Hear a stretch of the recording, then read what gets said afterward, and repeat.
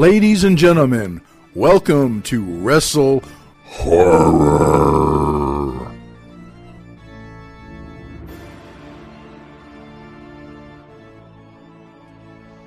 Greetings, viewers and listeners. Meathook Jim here, the WrestleHorror podcast. With me, as always, is my co-host, Donnie Hoover. Donnie, what are you doing with Pennywise back there? No, he hasn't moved yet, but like I said, the other night he did, and it kind of freaked me out. But I think my chair bumped him, and I didn't know it.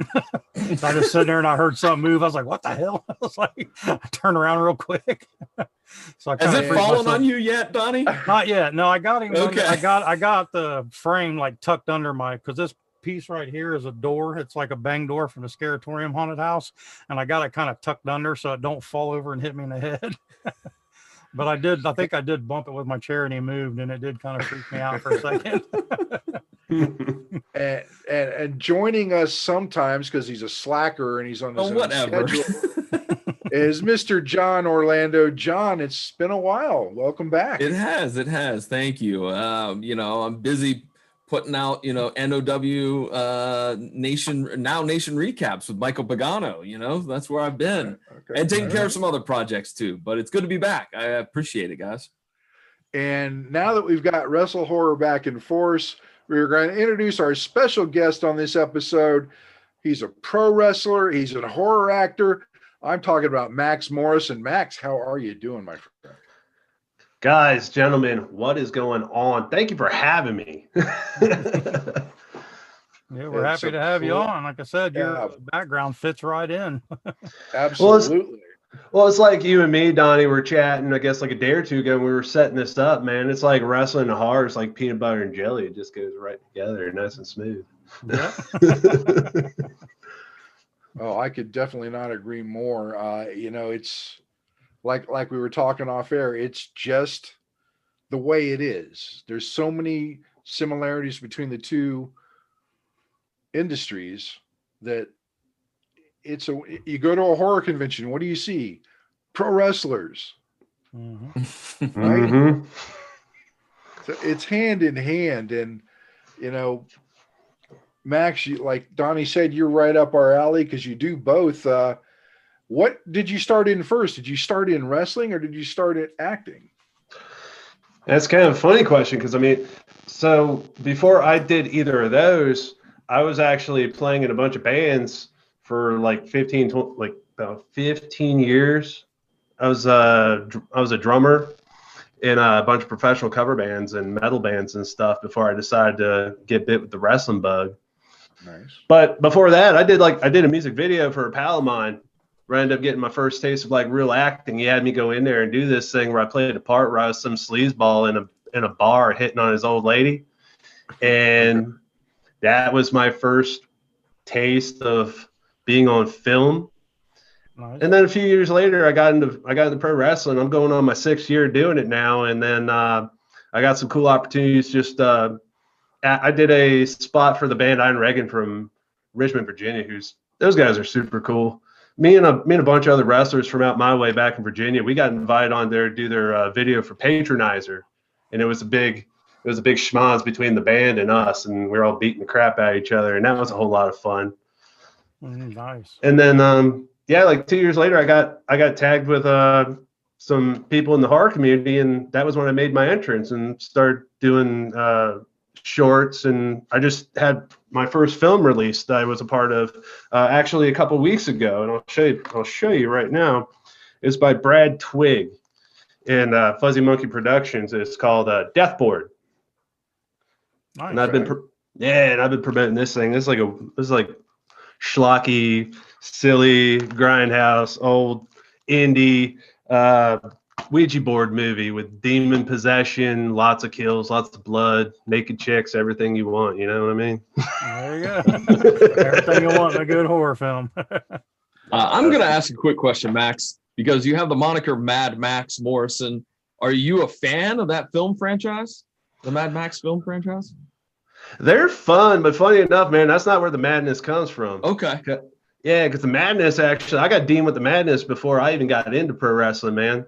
So my whole wrestling journey started long before I got into pro wrestling. As I was saying before, I got into I was into playing music, and I was playing a bunch of heavy metal bands, and just through years and years, I adopted the name Max through my journey. And then once I started playing drums for a prog metal band called Mad Hatter out of Virginia Beach, and it had the 2 Ds. And then from then on, people identified me in the band as Madd Maxx. Okay. So since like 2011, I've been going by Madd Maxx, and that's just stuck. So by 2014, when I got into pro wrestling, it was like, I need a name. Actually, I've already got one.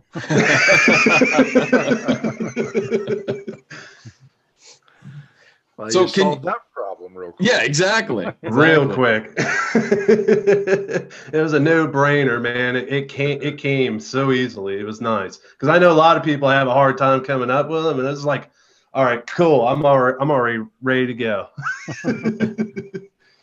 So where'd you get trained at? I started off living in Virginia Beach because that's where I spent most of my time, most of my life, out in the 757 Southern Virginia. I trained at this place that was there for a good long while. It was called Southside Professional Wrestling. It was SPW, and it was out of this building right near one of the Navy bases. We were right down the street from the beach in the naval base. And of course, there was a Hooters right around the corner, so you know where we were going afterwards. But I spent about a year training there under Mark Anthony. He wrestled out there a whole bunch.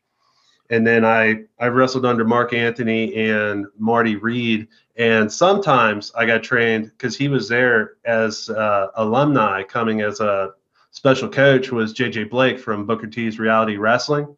Mm-hmm. So he helped kind of coach me along a little ways. And then after that got sold, there was a gym in Yorktown, probably about 45 minutes to an hour away. They got bought out. So they took over the program, and we ended up hiring out Damian Wayne he was originally from Newport News, but he lives out in Clarksville, Tennessee. He's a former NWA champion. He's traveled the road. He did dark matches for all the big companies. I think his latest claim to fame is he was AIWF World Champion about a year or two ago and had like a 1.5 year reign.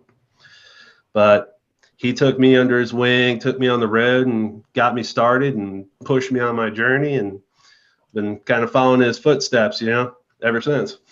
Okay, cool.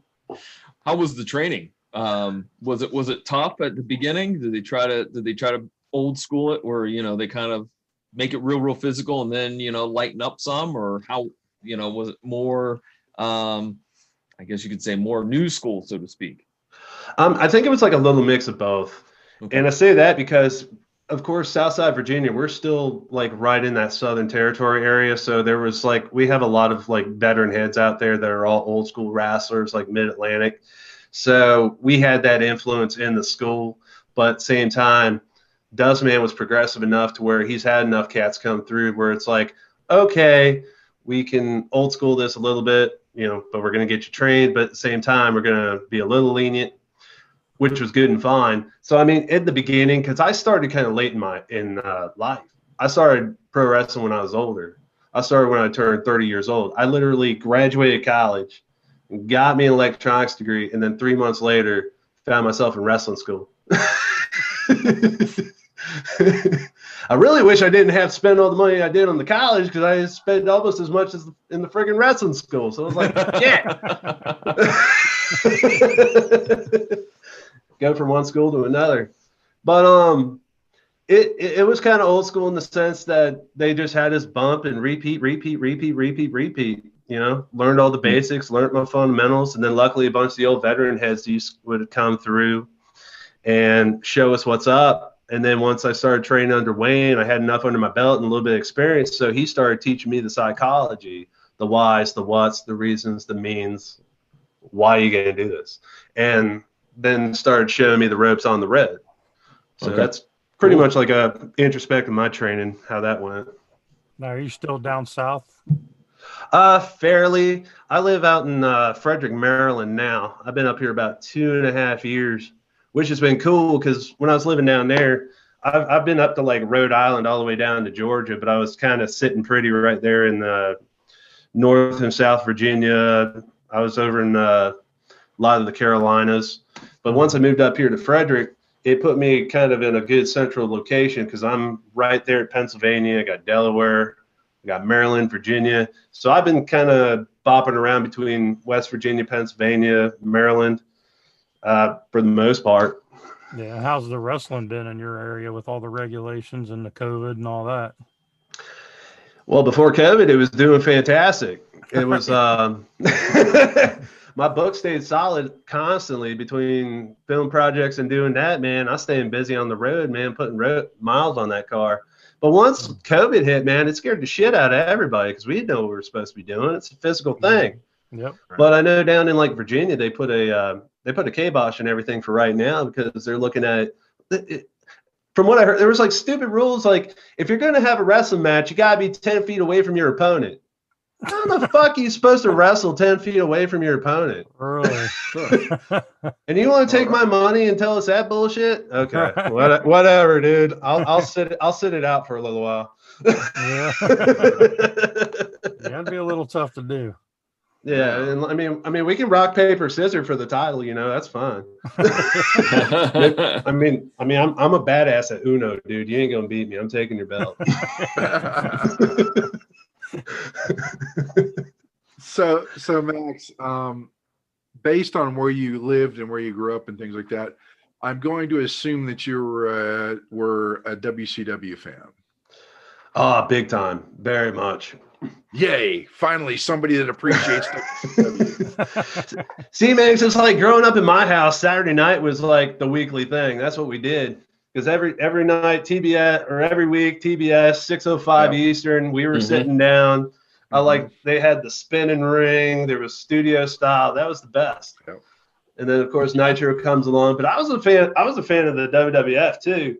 But the thing I liked about the WWF is they had like rich characters. It's like you had the athleticism and all the old school of the WCW, but you had it was hokey, but you had all the characters and super creative stuff over here at WWF. So it was like kind of the best of both worlds. Right. But then I became a big ECW head when that started coming around, because that was also around the same time I learned about Japanese wrestling too. I think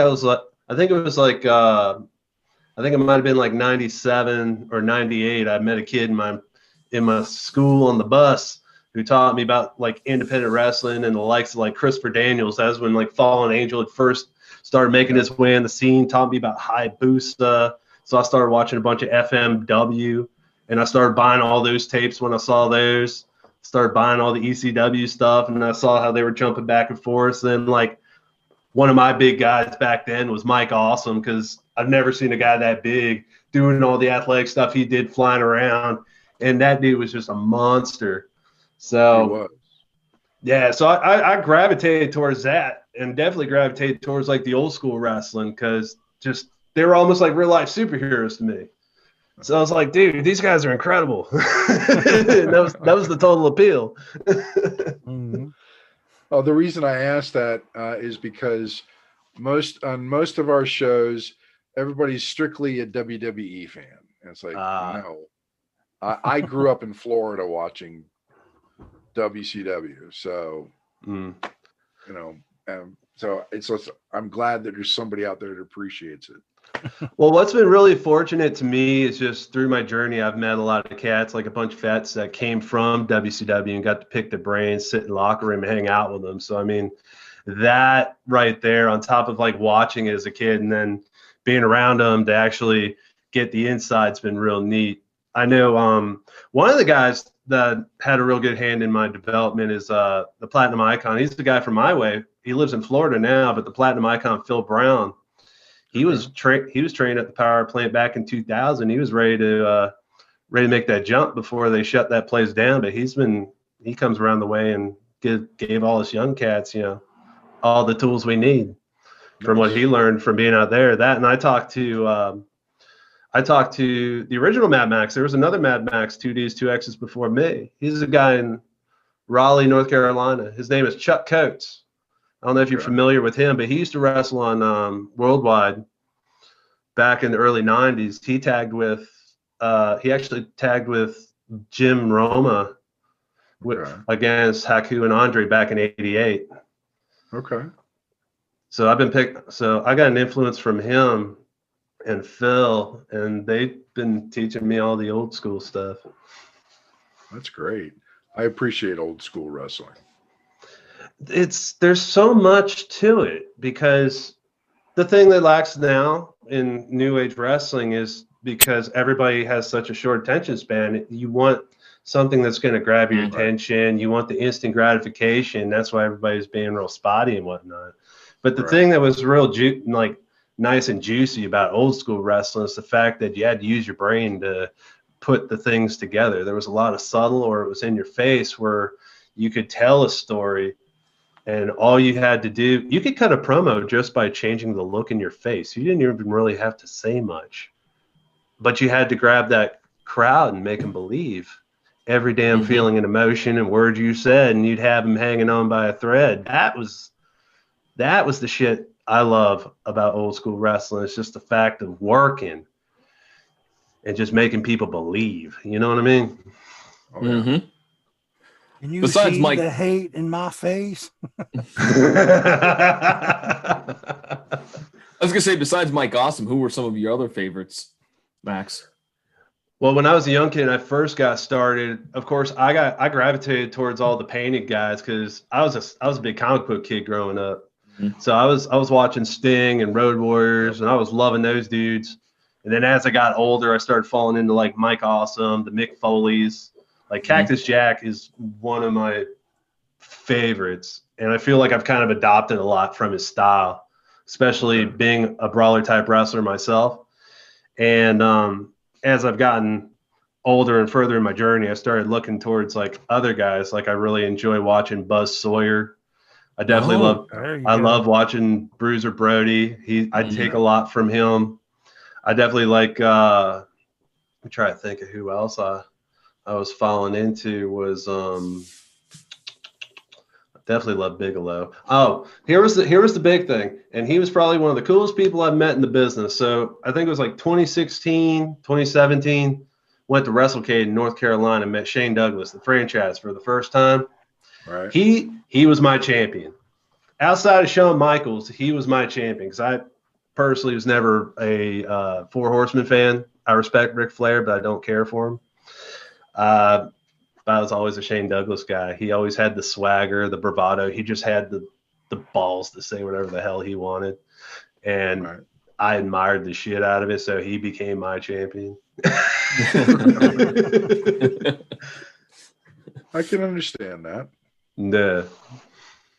I definitely love brash personalities. It just, I don't know, man. It's just, that's where my energy goes. So I look to the predecessors like, so how do I rein this in? How do I do that? So my question that I had to jot down here, since you love horror and you love wrestling, who is the best horror wrestling character? Because we've had tons of them throughout the history of wrestling. We've had tons of them. Who do you think's the best? Man, that's a loaded question, because it all depends on your flavor. I know I'm going to bring that up a lot of times this interview, man, but it's really what you got a taste for. Because I know, God, what was his name? Because I know Fiend is the big guy right now. Sure. Fiend's the big guy. I really love his stuff because he's got that Tom Savini mask. Like, he's done a really good job with his presentation, and then he's got the "I'm gonna break your neck" deal. Yeah. He's out there snapping dudes' necks, man. That's terrifying. I don't want my neck broken. But I know, as far as like old school cats, there's I was a big fan of Super Leather, because he was straight up Leatherface from Japan back in like the early 90s, because I was watching him on a bunch of old FMW. The fact he was aping Leatherface Direct, I was like, all right, this is cool. But I definitely also liked Waylon Mercy. I thought Waylon was, because he was so what's his face from Cape Fear, and you believed it in his promo, because he would just terrify the shit out of you.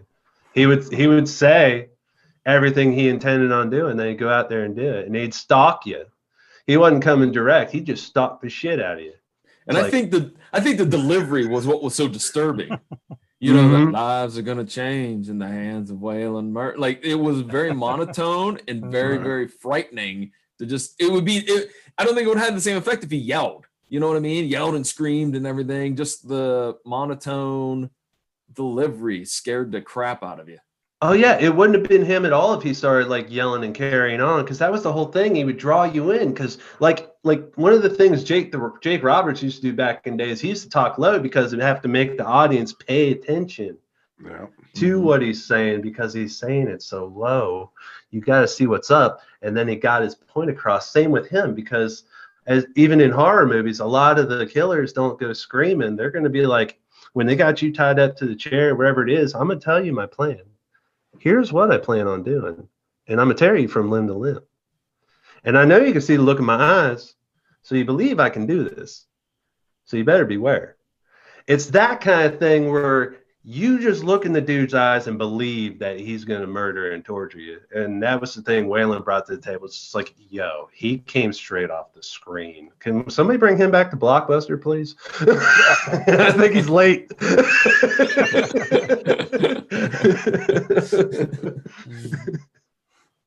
Well, you overlook the Undertaker. Obviously, the Undertaker's got to be on there. He goes without saying, man. Undertaker's timeless.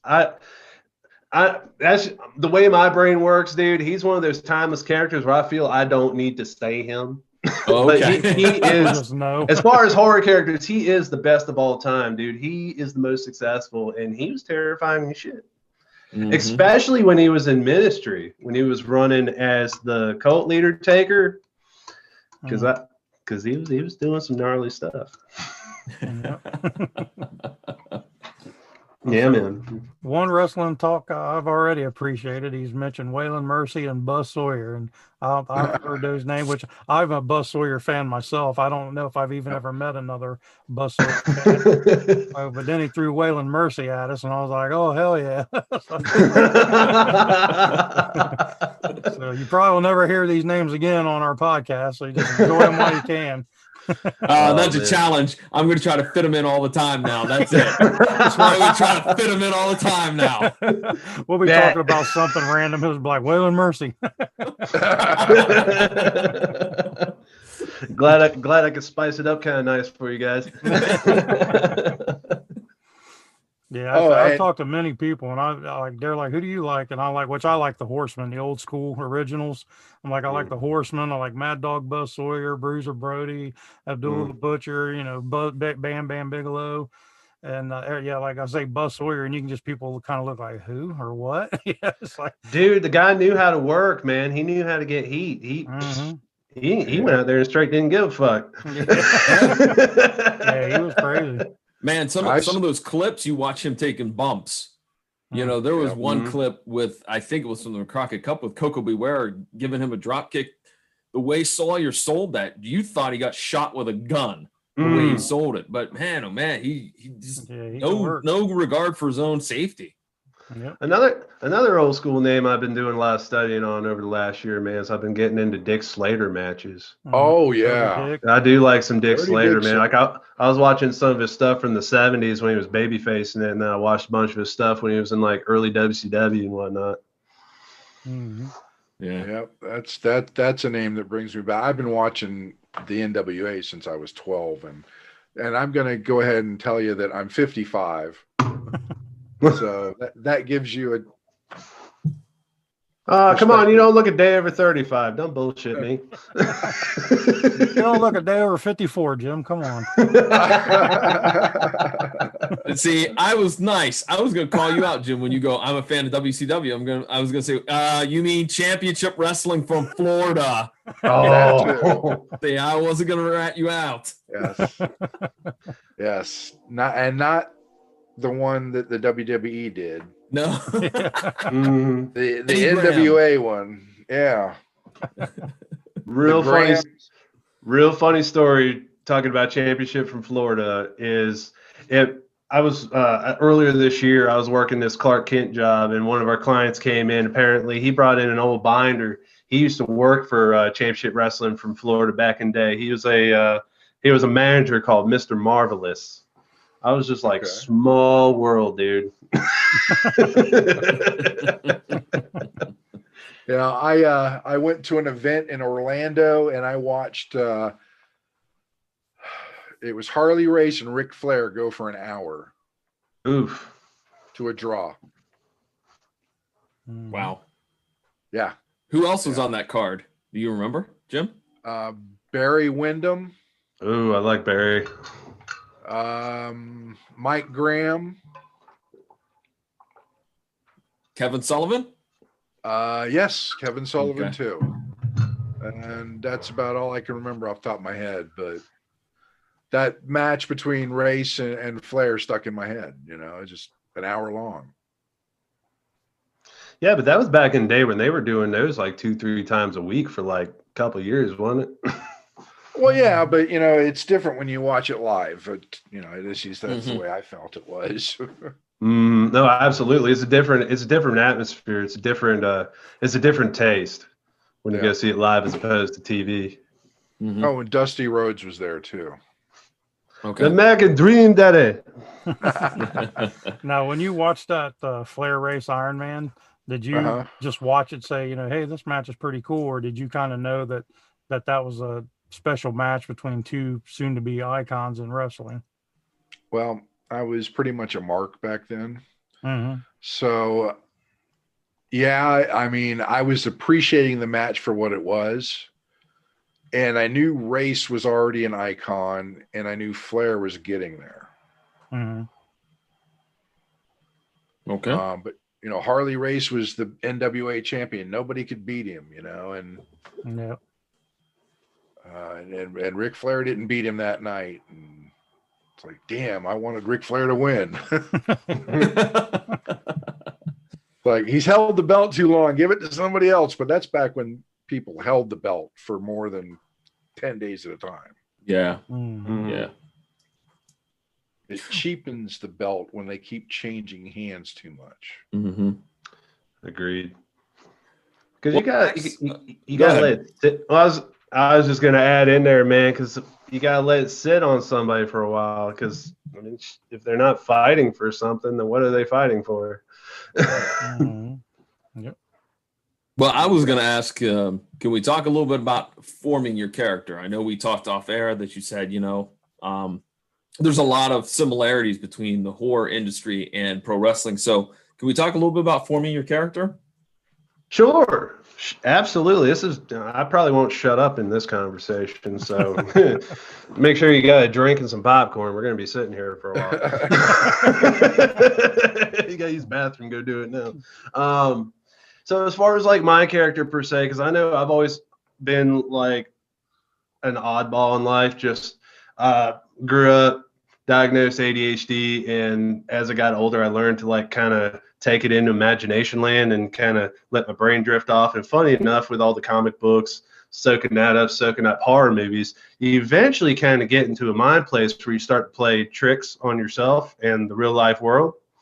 So where you kind of look at everything from a different kind of lens. And then as far as Madd Maxx Morrison, the Wild-Eyed Headbanger, the way I've developed him is he's very much a part of the man portraying him. But the thing about him that goes into character development is I've taken all the experiences through the whole journey and it's twisted him around a little bit.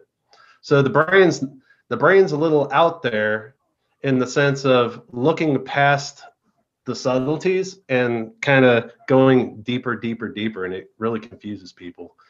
Like when you really want to get into psychology things, you got to think about like mannerisms and facials, and it's like what's gonna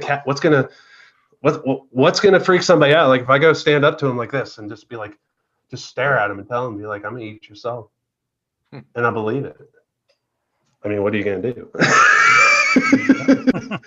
So it's little stuff like that where you just try to get into a different mindset, and I think that's really where character development gets fun and rich, is when you can kind of get yourself into a mindset. Once you got an idea of what kind of character you got and where you want to go with it, you kind of dive yourself into a mindset and forget who you are and become that character and embrace it, is when magic really truly happens. Like I know at my shows, luckily, since I started acting and playing different characters in movies, I feel like it helped me with my character development, my understanding of psychology, so that I can kind of drift in and out of different mindsets and kind of you know how they say if you can turn it on, turn it off real fast, you're good.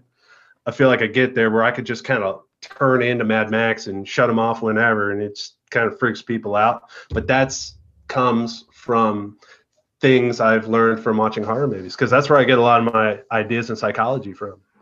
Is just from watching different kinds of horror movies. So I'll watch the different killers, I'll watch scenarios, and even apply them to my matches to be like, how can we tell this story that can kind of freak people out? Try to build some suspense. Do you have an example? Could you just give us an example from a match where you did something along those lines? Because I'm just curious how that works.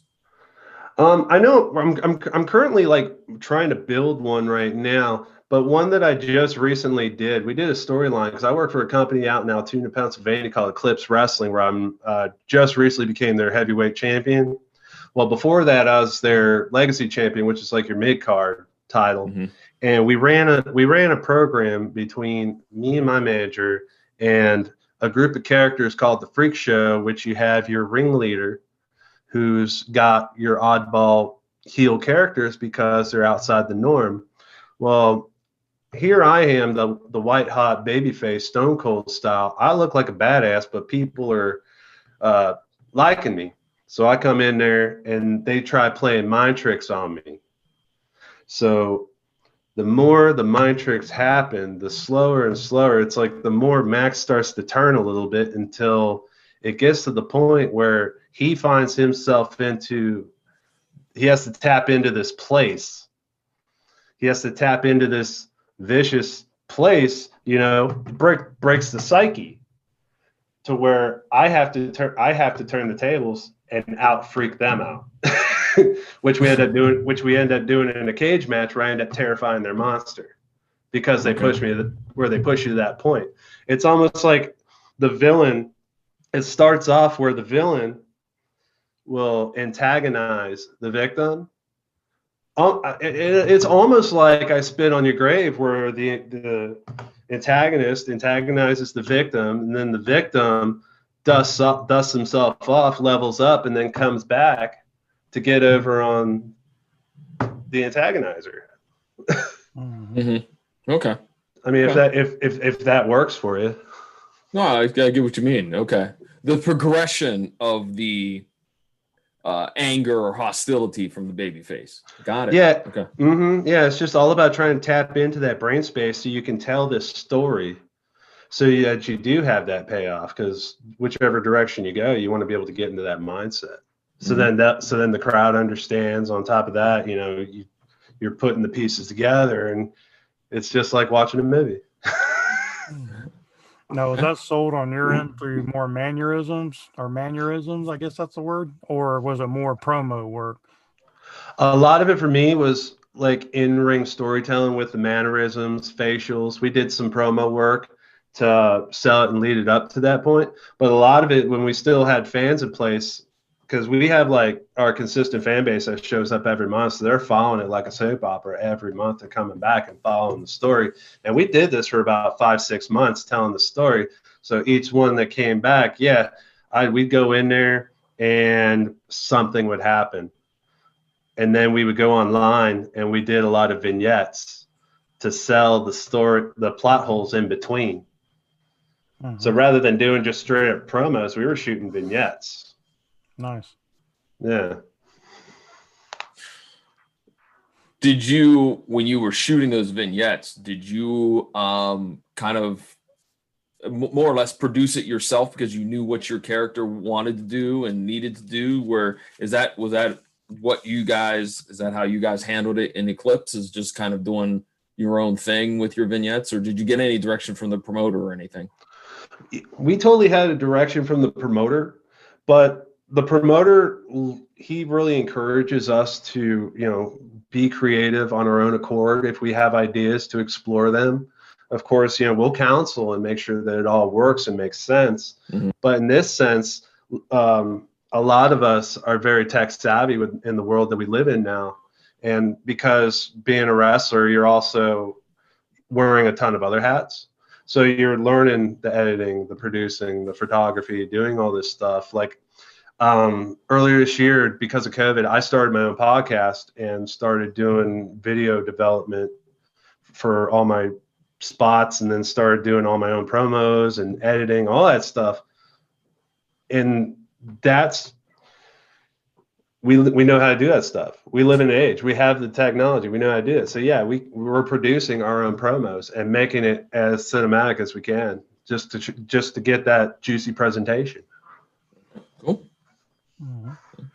Yeah, just to keep with the wrestling and the horror theme, because like I said, I found you by chance. I was actually something came across. I think it was on Facebook where I seen it. It was a crowdfunding for a new indie film coming out called The House That Eats Flesh. Mm-hmm. And so I was kind of researching that film and all that. And then I stumbled across, I think I saw a picture of you and you had like a horror type background. And I was like, well, who's this dude? And then I looked and I was like, well, hell, he's a wrestler, And then I was like, well, hell, he's in horror films. I was like, it's perfect. So that's when I reached out to you. But yeah, I mean, you, like our philosophy is wrestling and horror and haunted attractions, haunted houses, all intertwined. There's a lot of similarities with all of those genres and all of those industries. And you have mentioned that you totally agree with that. So let's get you said you had a lot to say about that. Let's get your opinion and thoughts about how wrestling and horror and how they intertwine and the experience of you've had or you've seen with it. Well, I know I keep bringing it up, and I really feel so, is how wrestling and horror is like peanut butter and jelly, and how it's all nice and smooth and a big creamy sandwich that's so delicious. So succulent and delicious. When you think about it, when you think about wrestling, you're thinking about like storytelling, you're thinking about how you want to captivate your audience, you're thinking about what they're going to be into, and you're thinking about what emotions you want to sell. What better way to captivate an audience than through a horror film when you have antagonist, protagonist, you have your victims, you've got your motives, and you've got your different means of violence and how you're able to get in and out of different situations. And you can totally translate that into pro wrestling as well. And that's why I think the way you do that is how they mesh so well together, because you can totally take any horror movie and break it down to its basic fundamental story progression. Like you could storyboard the match, or you could storyboard a movie in like 7 or 8 panels and literally build a pro wrestling match to meet it and almost act it out verbatim. Like you could take a Michael Myers, have him, what is it? Like, I guess like an example, it's like, imagine Michael Myers, he's coming out, he's the big bad heel. He's untouchable, unstoppable. He goes through, makes his presence known. And then you got your antagonist who comes in. You got your baby face who ain't quite there yet and keeps getting beat down, stock, beat down until the antagonist starts leveling up and starting to get the strength, go for that comeback till he can come back at the big bad heel, Michael Myers. I mean, you can do this all day. Yeah. Yeah. You could do this all day. You just take the basic story and you can equate it to a wrestling match, and boom, you've got entertainment. Okay. In your opinion, do you think the biggest crossover or intertwining is the entertainment aspect or the violence aspect, or what do you think? Or, I mean, I'm sure it's a mixture of all of it, but what do you think is the biggest impact that appeases the crowd to like both? I think for me, it's the storytelling and the entertainment, because people want something to invest in. If it's not juicy, nobody's going to give a shit. So it's something you got to grab their attention. Athleticism and moves. I'm one of those people where I'll take storytelling over crazy moves any day. I like the work. When I watch wrestling, I like the working guys. So I feel like try to give the crowd the same. And I feel like the entertainment aspect is what keeps bringing people back. Truthfully, very cool. I think that's what keeps them locked in. Yeah, I agree. That's what I've always leaned to. The entertainment value is more important than the actual physical violence myself. I agree with you. Yeah, because like all the moves, all that is that's just paint by numbers, man. That's just one way to get to the next story plot. Agreed. Max, do you have a dream opponent? Like if you could book yourself against anybody, who would you pick? Oh man, that's another loaded question, man. Do they have to be alive or dead? Well, how about let's go with alive? We'll go alive. I don't know, man. I got a ton of people I'd love to wrestle because I know I'm still young in my career. Luckily, I've had a chance to wrestle some people I watched growing up. I know a few years back, I was in a tag match against Gangrel and Kevin Thorne, and both those guys were awesome. So I chalked that off on my bucket list. I was a big Rhino Mark. I got the tag with him once. If I could wrestle with anybody alive right now, probably be everybody. I don't know, man. I don't have anybody in particular as far as like dream opponents. You handled that very diplomatically. I like that. That was everybody. I like that. That was good. You got to from time to time, man. I ain't gonna leave nobody out.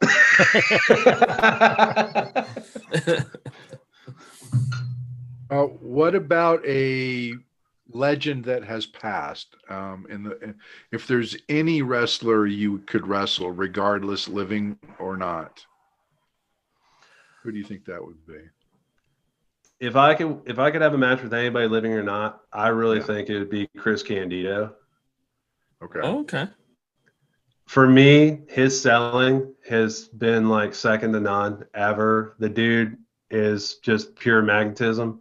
I've always enjoyed watching him in the ring. He's got a hell of offense, but he's also one of the biggest chicken shits and one of my favorites. So to work a match with him and to be able to work that kind of magic with him would make me very happy. Cool. I think my character and his selling would make for a very entertaining match. Nice. Well, let's switch gears and get more into the film industry part of it. You see you're rocking your I Love 80s horror hat. So who was your 80s horror, or who was your favorite horror character? Man, I've got a long love affair with all of that.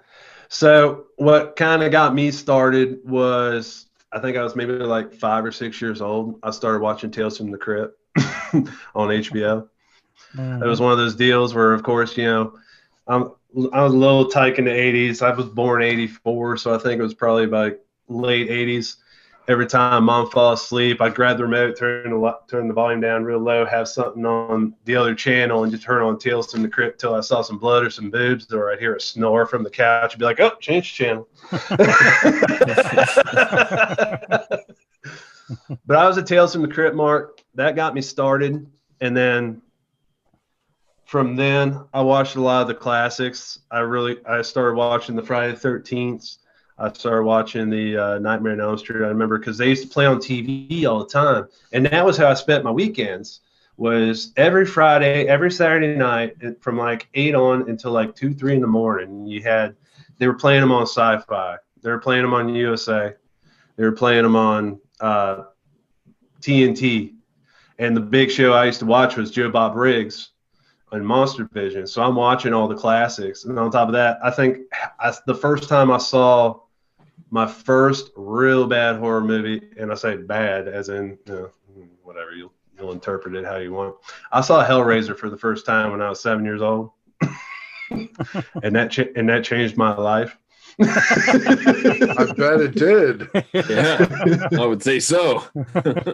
Yeah, I would say that's the movie that poisoned the well for me, because I was pretty deluded after that point and just started like trying to soak in more horror, trying to go further in, because I was watching guys like Pumpkinhead. Puppet Master was my shit. I was definitely into the toy stuff, except Chucky. Chucky was the bane of my existence when I was a kid, man. I was just a lot of us. We all had the My Buddy dolls, man. So I was like, dude, this sucker's living in my house. Fuck this guy. Took a long time to get over and finally be able to sit through one of his movies, man. But he ended up becoming my favorite because he terrified me for so many years. So I got mad props for that. Max, I'm gonna put Donnie on the spot here. You got to tell the story about the hurricane. Yeah, our granddaughter lives with us, so we call her the Hurricane because she tears up any house in a matter of seconds. But my mom was a big Chucky fan, so I bought her a life-size Chucky doll. And she, I'm jealous. Yeah, she passed away a few years back, so I got the Chucky doll back because my sister didn't want him. So he's up in my closet, and my granddaughter hates him. She don't like. She'll watch a little bit of his movie, but then she like it's like maybe 2 minutes, and then she's done. She's gone. So we basically one day, just for a prank, we took Chucky and put him in a box, and we kind of folded him up. So when she opened up the lids of the box, his feet and his hair would fly out like flippers. And we wrapped him up in a Christmas gift. So she thought she was getting this big old gift. And, she opened it up and opened up the lids, and his feet and his hair, flew out, and she saw what it was. And she like about shit her pants. she freaked out. But what the bad thing was is she was terrified for like 10 seconds. And then after that, she was loving it. She like picked it up and she was like holding it for a while. And then she gave it back. She's like, all right, put him away. Get him out of here. That's incredible. But then just this past July for her birthday, we repackaged him and wrapped him, did it again. But I mean, we made it obvious. We bought like those gift bags where you get them at like the dollar store. And we literally taped the head, like put the tape around its neck so you could obviously see it was a doll. So all she did was like tear open the top of it and seen the red hair. She took off again. And so it's pretty comical. So he's a staple in the household, but she makes me keep him in the closet right now. And it was funny because last weekend I was up at Donnie's house. I brought him and his family some Christmas gifts, and Haley insisted on opening Donnie's package. What it was it's called a Geeky Tiki, and it's a tiki mug. Donnie's got it right there of Jason. That she opened that up, saw that, and ran. Oh no! I'm like, well, you asked for it. You're the one that wanted to open it. That's funny. I got a couple of ribs that me and my pals played with Chucky on some people, because I used to have all three of the Bride series dolls that they used to have at Spencer's. I had all three of them and tripled my money on eBay when I sold them. Nice. but I digress. So one night we had a bunch of, me and my roommate, we both got lavish imagination. So we took the Chucky doll and put the knife in his hand. We took one of the kitchen knives, stuck in his hand, and stuck him in the closet, sitting on a perch. So when all the guests would come in and go put their coats away, he'd be greeting them with a smile. You know what I'm saying? So everybody would put their coats away. They'd look at Chuck like, well, nothing. Well, one of his pals came over and brought their young son, and the kid went to go put his coat in the closet. He saw Chucky with the real knife and about shit a brick and almost ran to a door. Nice. It was too good. But yeah, speaking of Chucky, I'll go ahead and show off one of my toys right here. There you go. Yeah, I got one of them Mezco Chucky 3 guys. Yeah, I got a bunch of my toys sitting over here in my office and whatnot. I got a bunch in the basement. I got a bunch in the office. Because my affinity for 80s horror, I'll have to show you this guy. He's one of my prized possessions. But I got me a critter. Oh, nice. Oh wow! Handmade. Wow. Very cool. That is sweet. Yeah, gotta have it, man. Yeah, so let's talk about your films and stuff and the stuff that you're into for a little bit. You mentioned Deathboard, and that just came out a couple weeks ago, and you gave a little synopsis on that. What's some of the other things you got down the pipe? How much can you tell us about The House That Eats Flesh? I can't really go into too much about The House That Eats Flesh. I can. I know it's supposed to start filming in September next year because it's supposed to take place around Thanksgiving. And it's your typical synopsis where you got a group of kids that go out to a house in the middle of nowhere and run into some unrulies that don't really care for them to be there. Right. So it's like it's a throwback to old SOV horror. It's the stuff where you see the really cool cover and it's like Schrodinger's box. You throw it in the VCR. It's like, is it going to suck? Is it going to be rad? I don't know until I watch it. Because those were always fun because it's always like a crapshoot, you know what I mean? Oh yeah, But they're trying to do that. Yeah, but we're trying to do that. And what's really cool is they're using all practical effects. So we're definitely trying to get all the blood, trying to get all prosthetics, trying to make all the limbs. Everything is just because that's the magic and charm of like indie production, man. It's like even the old conversation where they've talked for years about trying to remake Gremlins. Oh, let's do it with computers. Fuck that. There's no magic in computers. I want to see that thing moving on the screen. Yeah. Mm-hmm. But sadly, I do have to break some news right here. Is because it literally happened like yesterday. But I am no longer tied to the House Eats Flesh. I had to, I just had to remove myself from that project for personal reasons. Oh, okay. No, nothing to really get into. No hard feelings, but definitely a project you want to watch because there's a lot of talented people on that cast. There's a lot of talented people behind the camera, and I'm really excited to see what they're going to do too. Oh, very cool.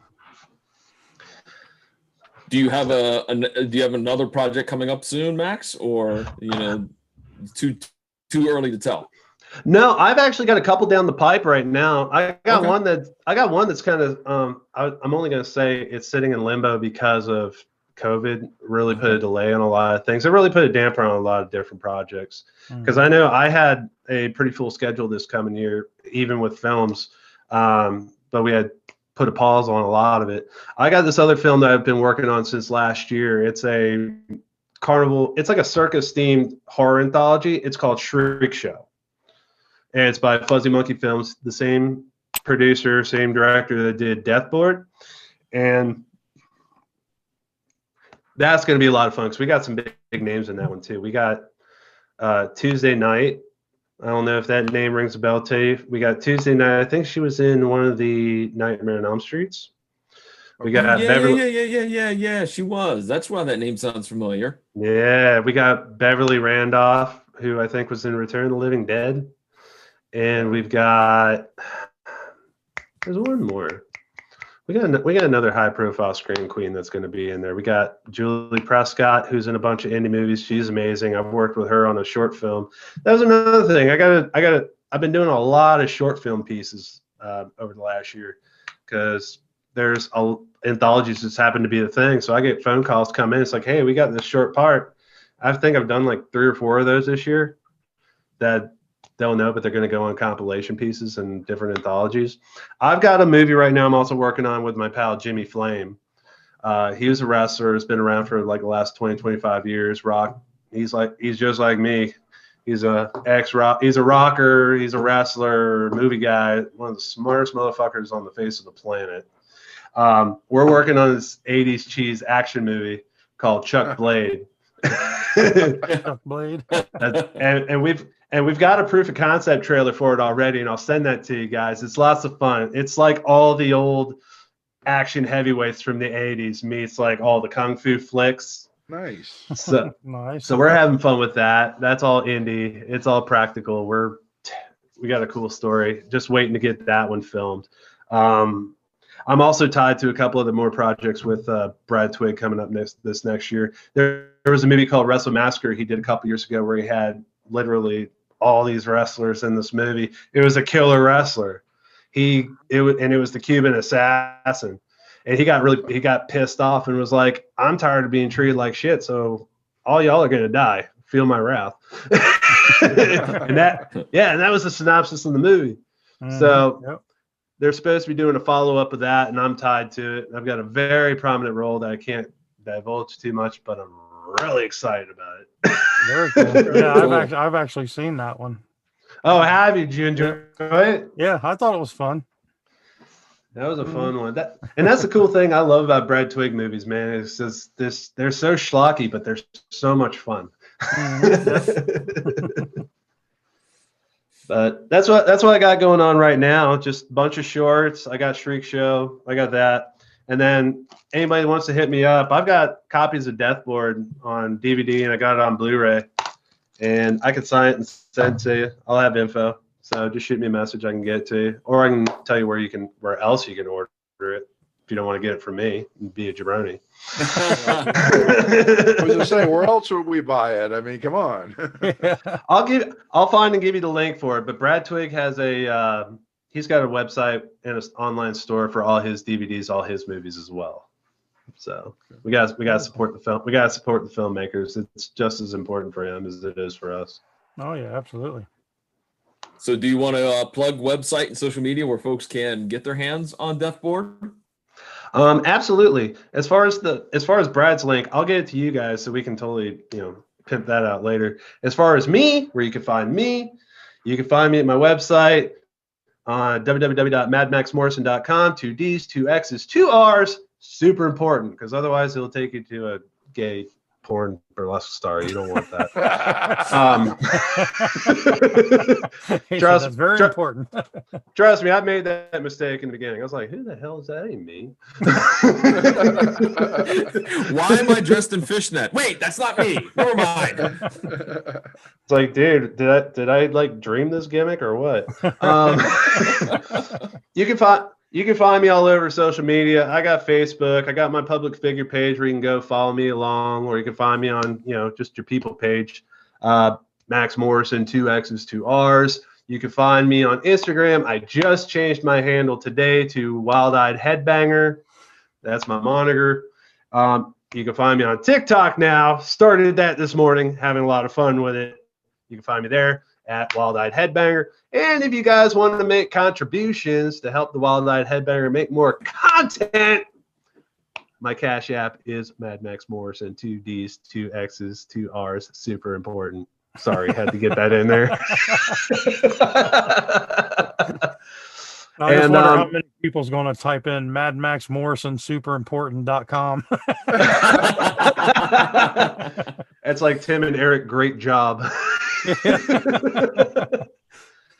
And right now, I'm trying to fill my calendar for next year. So anybody's looking to book the Mad one, give me a shout. I got resume. I got matches. I've got references. So give me a holler. Excellent.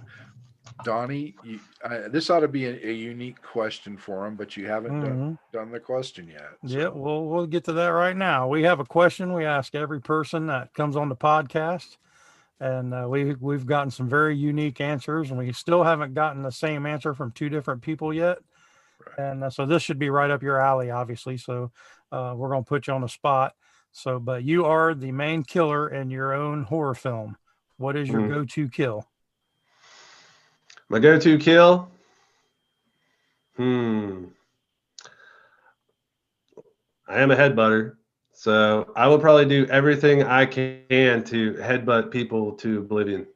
I will find different ways to use my head as a weapon. There you go. See, another unique one. Crack some skulls. Yep, smash their face in with a headbutt. They don't call me the Wild-Eyed Headbanger for nothing. Wow, this has been a great show, and I would love to do a follow-up show with you, Max, because, I mean, very entertaining, and with you being wrestling horror, it works, and we need more of that in this industry. Mm-hmm. I certainly appreciate that, and I'd love to come back. This has been a hoot. Seriously, probably one of the most fun ones I've had in a while. All right, there you go. Absolutely. So with that being said, don't forget to follow us on all the social media at WrestleHorror. Don't forget our WrestleHorror video channel on YouTube, which I have to update, but there's still some content there.